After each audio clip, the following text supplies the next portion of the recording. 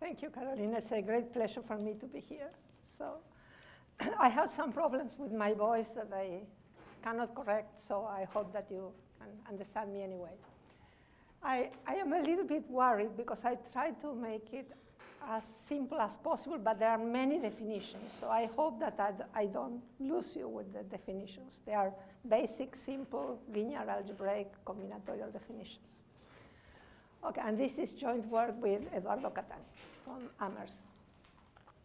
Okay, this is a big plan, but each of these steps is very short. So I will show you 4 approaches to the same question. And then we have results that relate 3 of them and half relate the 4th one. And there is an open question at the end that I hope that could be of your interest. Okay, so the main character for us is going to be a finite set, in principle, of points over a field. We are in K to the AE. And in principle, in the algebraic case, we consider K to be Z or maybe Q, okay? But we are going to, as soon as we started working, we realized that we could prove many things for a more general field, okay? So the basic thing is we have, the basic start point would be a lattice configuration, but for us it would be a configuration of n points in K to the E. And there are 3 basic affine invariants of such configuration. One is the affine dimension. So if we have points on a line anywhere, this will have affine dimension 1. And the cardinality of the subsets, affine invariance means that if I consider an injective affine transformation of my points, then I will get the same affine dimension. Now, of course, the same number of points. And also, M of A is going to denote the dimension of the space of affine relation. An affine relation is a linear relation such that the sum of the coefficients is equal to 0. Okay? So this is the equivalent of linear relations over an affine space, where there is no origin with one fixed at the beginning. And then we're going to assume that A is a homogeneous configuration. Geometrically, this means that our points lie on a hyperplane of the origin. But the linear algebraic way of seeing it, we construct a matrix where we put our points as columns of our matrix. So we are given the points. We have n points in K to the E. Then we form a matrix with E rows and n columns, 1 for each point. And a way of saying that A is homogeneous is saying that the 1, 1, 1 vector is in the row span of our matrix. This is equivalent to the fact that all the points lie on a hyperplane of the origin. And then if we start with any configuration in K to the E, and we go to the K to the E plus 1, and we add the first coordinate equal to 1, then now, of course, 1, 1, 1 will be in the row span, and this is an affine isomorphism within our configuration and the image. So we can always assume without loss of generality that we have a homogeneous configuration. And we will always assume this. And there is another affine invariant associated to A, which is, in fact, this was my starting point, which is the projective toric variety, which is given by the closure of this rational parametrization. We start with the point T in the torus, so in K star to the E, whatever is the dimension, and we send it to the vector of monomials with exponents prescribed by A. And the closure of the image is the projective toric variety associated to A. And then this variety is going to be algebraic variety. And there is a classical notion of a dual variety. If you have a projective variety, the dual variety is the following. You go to the dual projective space, and you look at all the hyperplanes that intersect your variety at a regular point containing the tangent space. All the hyperplanes that do not intersect transversely your variety. And what is interesting is that no matter which is the dimension of your original variety, the dual variety is in general a hypersurface. So what you expect for a general X is that the dual variety is a hypersurface. And then when this is not the case, when the dual variety has codimension bigger than 1, then we say that the variety is defective, and the defect is the difference between the expected codimension and 1.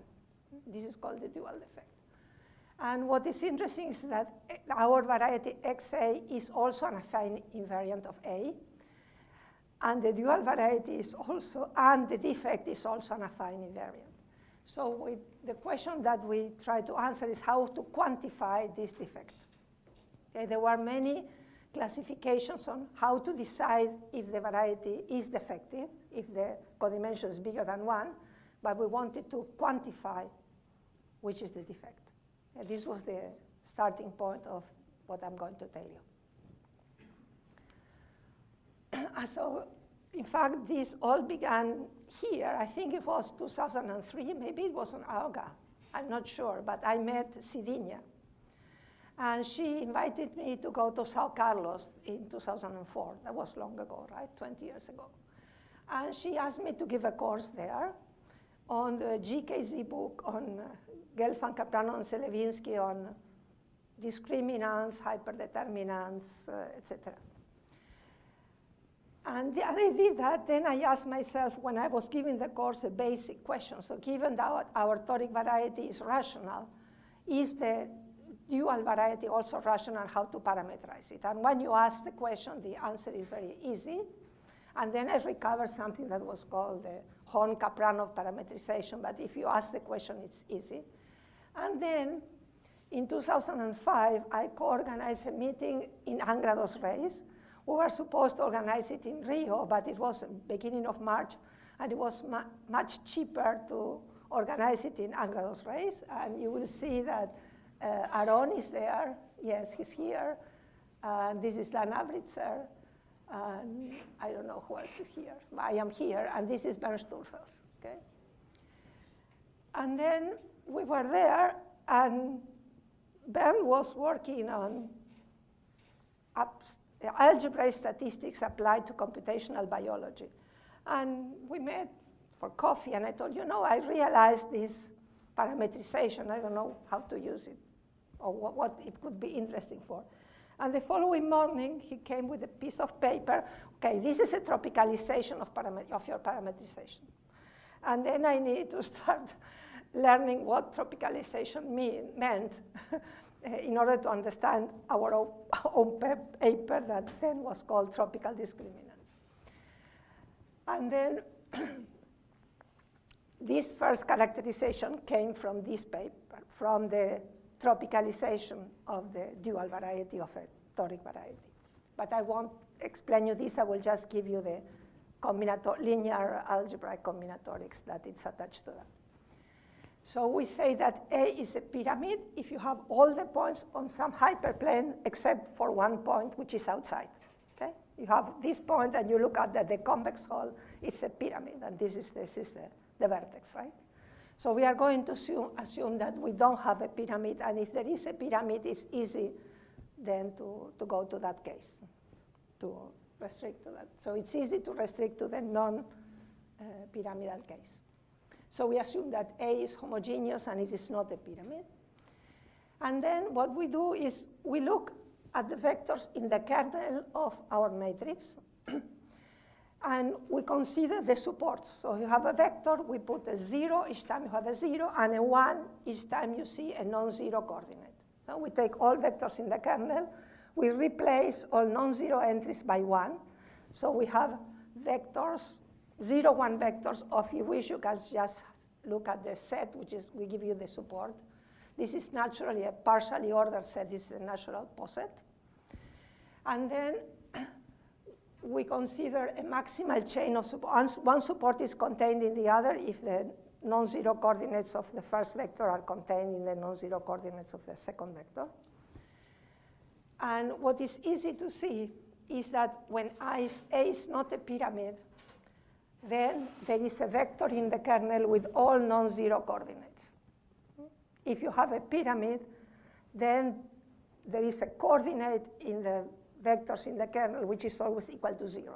So we are avoiding that case by asking that we don't have a pyramid. So in fact, 1, 1, 1, 1 is always a support. And then we take a maximal chain of supports, and it is not very complicated to see that the maximal chain has cardinality M of A. M of A is the dimension of the kernel of our homogeneous matrix. And then we consider a matrix of size cardinality of A by cardinality of A. We start, so this A there means that we are putting our vectors as the columns of a matrix. This is E times N matrix. And then we add, this is codimension many, then we get a square matrix. We get the 0, 1 vectors that give the supports of some maximal chain of supports. And we compute the rank of this matrix. And it happens that if we take the maximal possible rank, in fact, this is the dimension of the dual variety, we are going to call rho the maximal possible rank of the matrices that we construct this way. Okay. Let me tell you what is a circuit. A circuit is it's a minimally affinely dependent set. Okay? So if we are on a line, a circuit just means 3 points. Okay? 2 are linearly independent, they define the line. Once we get 3 points, we have a circuit on a line. In dimension n, we need n plus 2 points. So in the plane, a circuit will have 4 points so that no 3 of them are on the same line. And there are 2, in fact, combinatorially different ways of having a circuit. Either the 4 points are the vertices of their convex hull, or one is in the interior of the other ones. These are the 2 possible circuits of dimension 2 in a space of dimension 2. So as I said, a circuit of dimension 1 consists of 3 different points on a line. And here is a question for you. What is a circuit of dimension 0?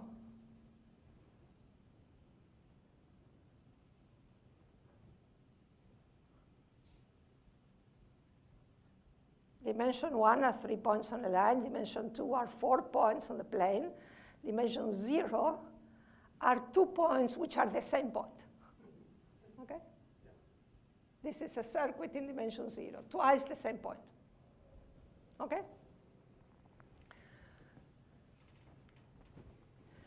Okay. And then what is easy, more or less easy to see, this was proved by Esteves, is that if we are able to find as a subset of our configuration points that form a circuit with the same affine dimension, with maximal affine dimension, then the configuration is non-defective. If I find, for instance, I have these 4 points, which are a circuit, which are the vertices of a quadrilateral, and I add, no matter how many points, this configuration is going to be non-defective. And then one would like to go back, but it is not true that if the configuration is non-defective, there is always a circuit of maximal dimension. But what always exists is what is called an iterated circuit. Let me show you in this picture what an iterated circuit is. So here, we will look, this is in this octagon, these 4 points lie on a plane.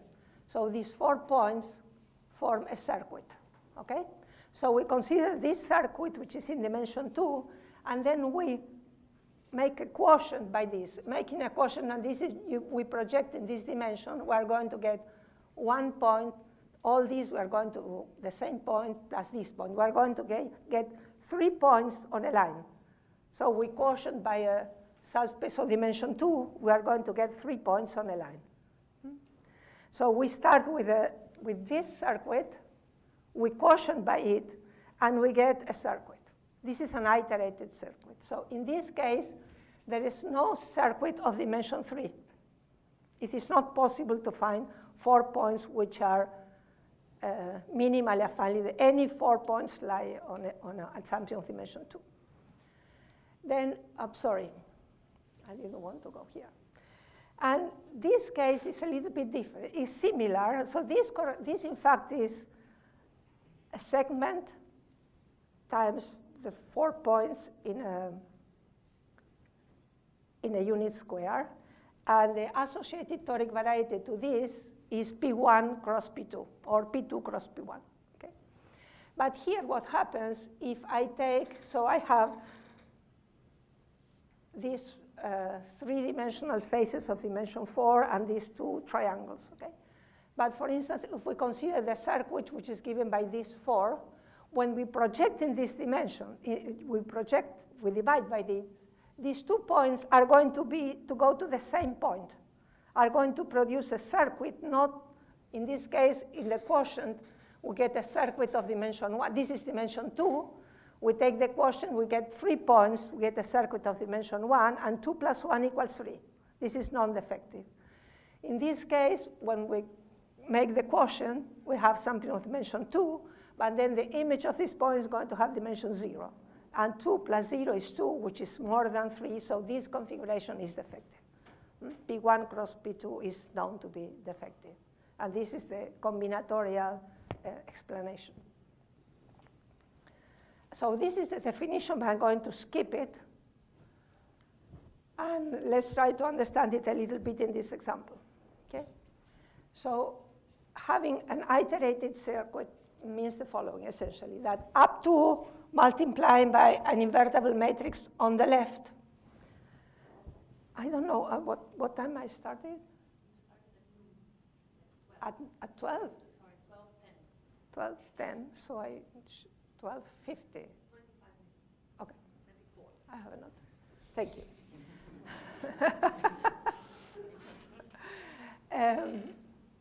So up to and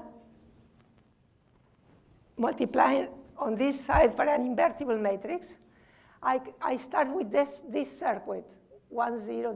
This part is a circuit, 0, 1, 2.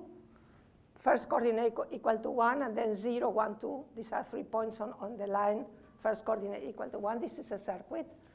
And then when I quotient, I get all this part of the lower part of the matrix. This part disappears. When I quotient, I get this part of the matrix.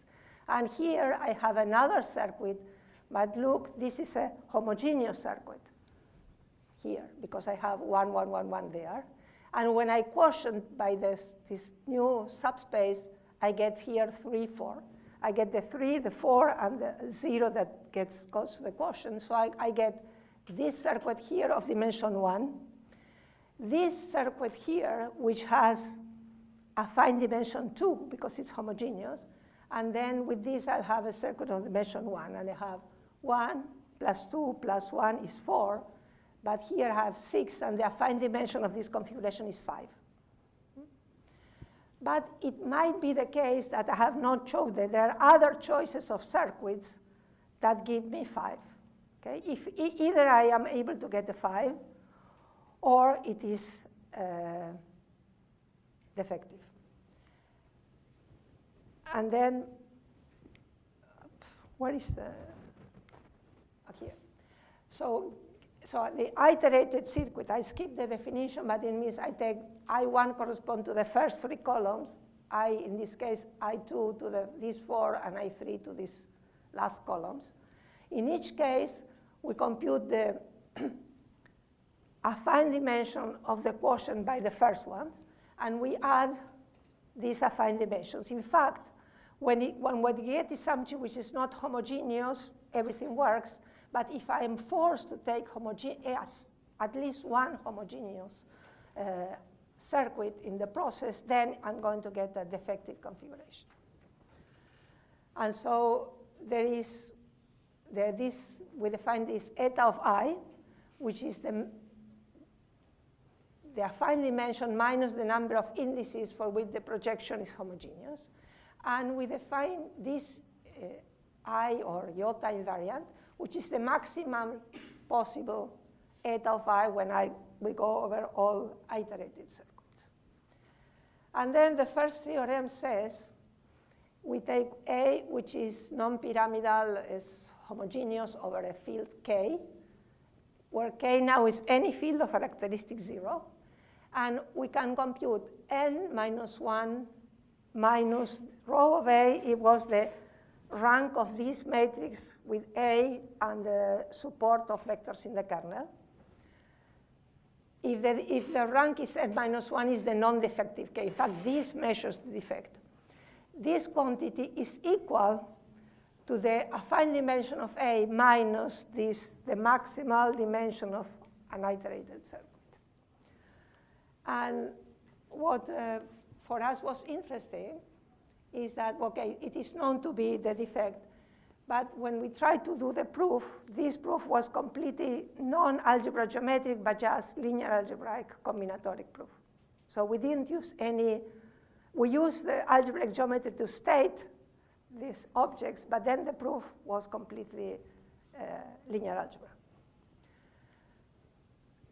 I don't know where I have to point out. Where is the computer? There. Okay. Then if we start with our endpoints in k to the e, we're going to consider what's called the Gale dual configuration. So we start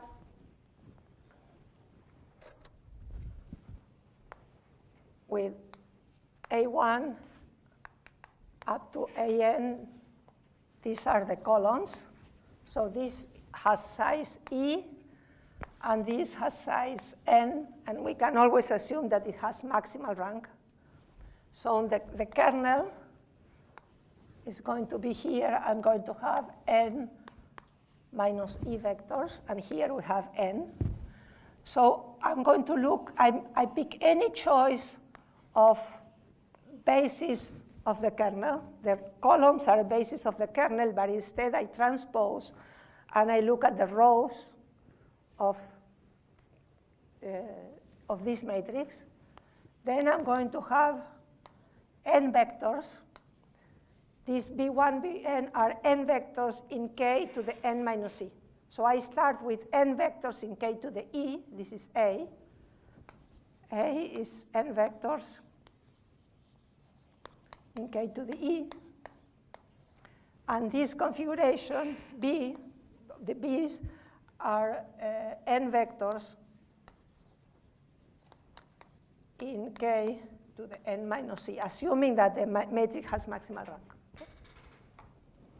So we look at what's called the Gale dual configuration, and if we assume that 1, 1, 1, 1 is in the row span, then the sum of the BIs has to be equal to 0.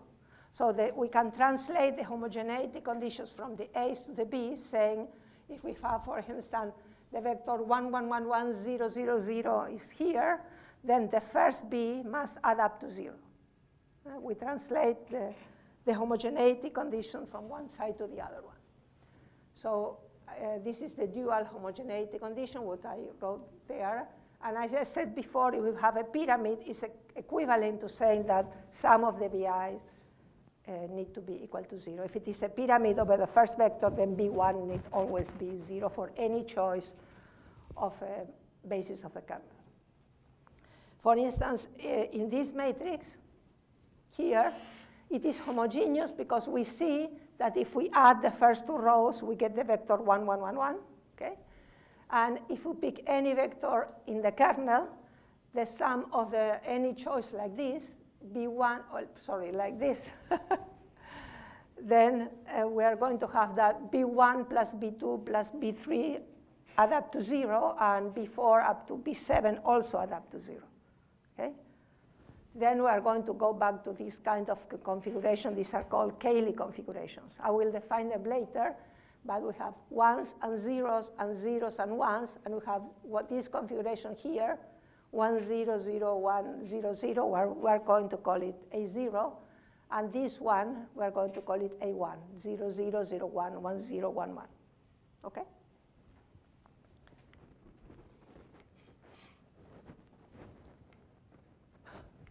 I don't understand where it is.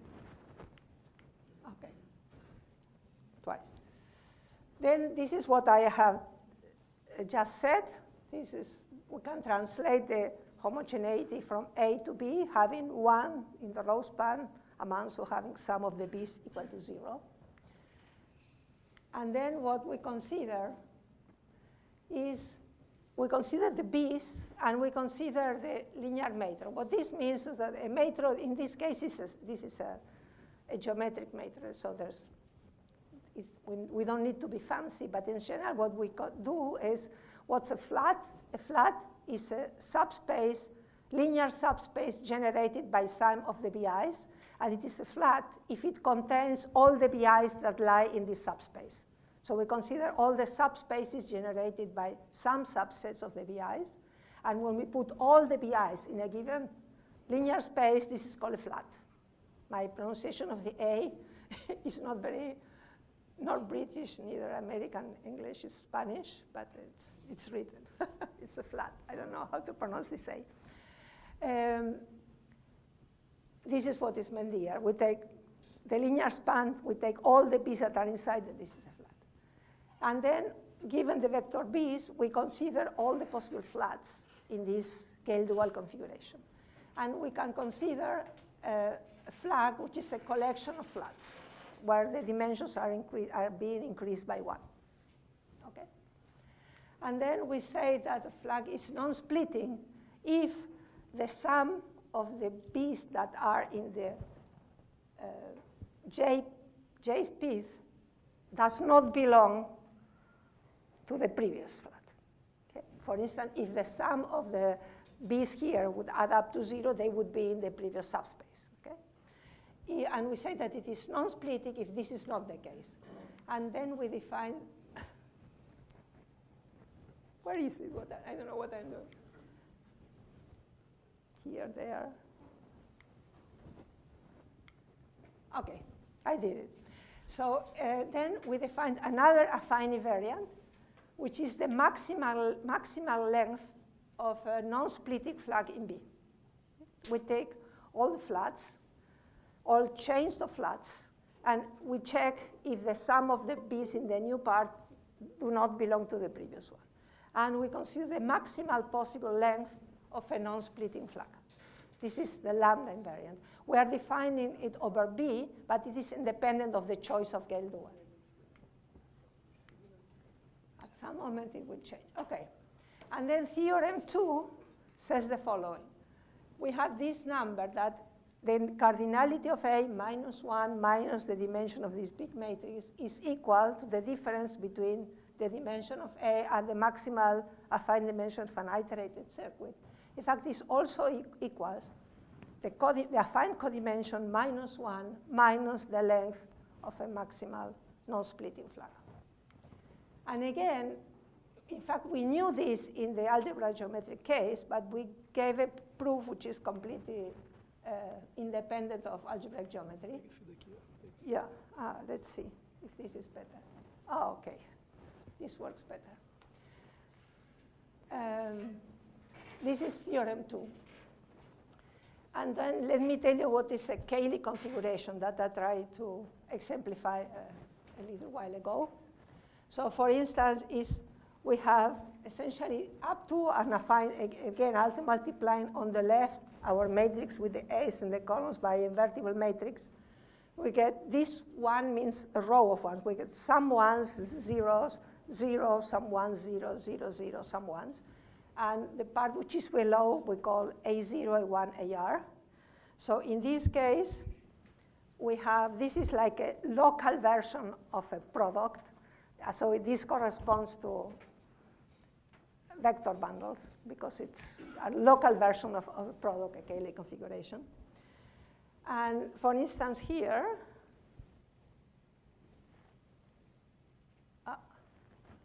now I need to point. Well, okay, I can do it. Here we can view this in two different ways. Either is the Cayley the composition of 3 segments. So this would be the basis. I have either three segments or 2 triangles. So I can view it this way. They are lying in 2 parallel hyperplanes this way, or there are 3 segments lying in 3 parallel lines. Okay, so the definition is here. it has a Cayley decomposition of length r. R means that there are r plus 1 of them, or length r.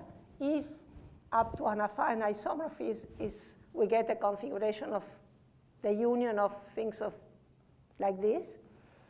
These A0, AR are non-empty finite configurations, and this is the canonical basis, so 1, 0, 0, 0, 1, 0, etc. And we write this A0 star star AR, okay? Then this is, as I told you, this is an example of a Cayley configuration with R equal to 1. This is the A0 and this is the A1. Okay.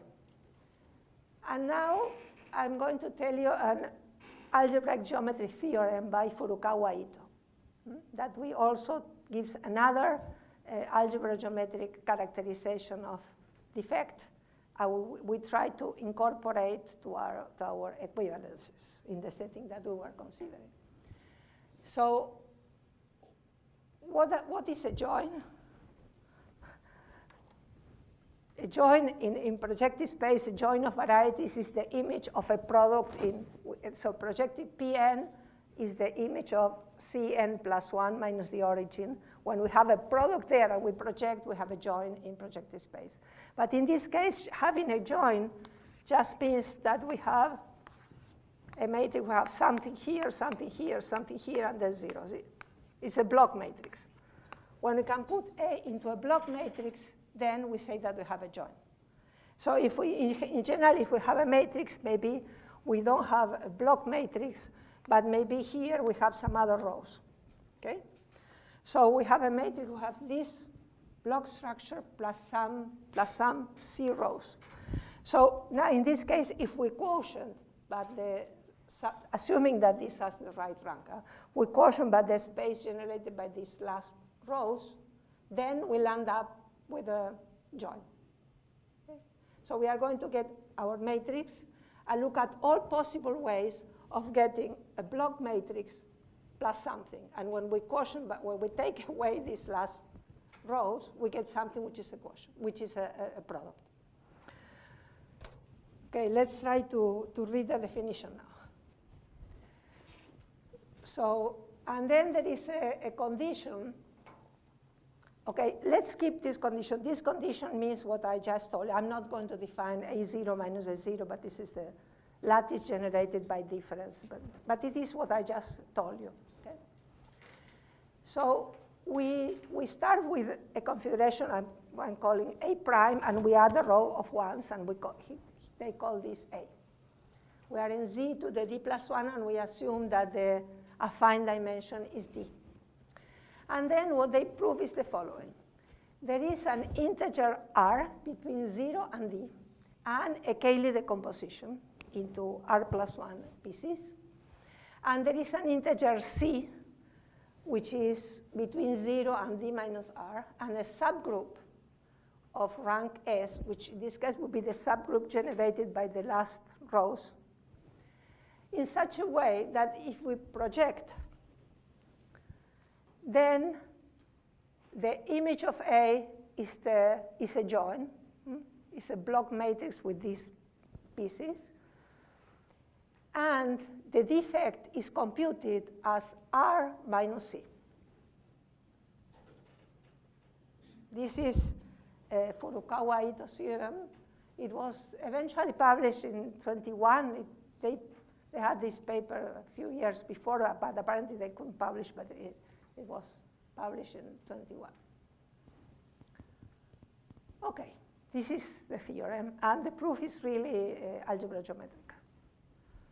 Okay, and in fact, what they proved is that this Cayley decomposition is unique in a sense that we are not going to make explicit here, but for any other Cayley decomposition of A with length R prime and a subgroup which also computes the defect, then both R and C are minimal.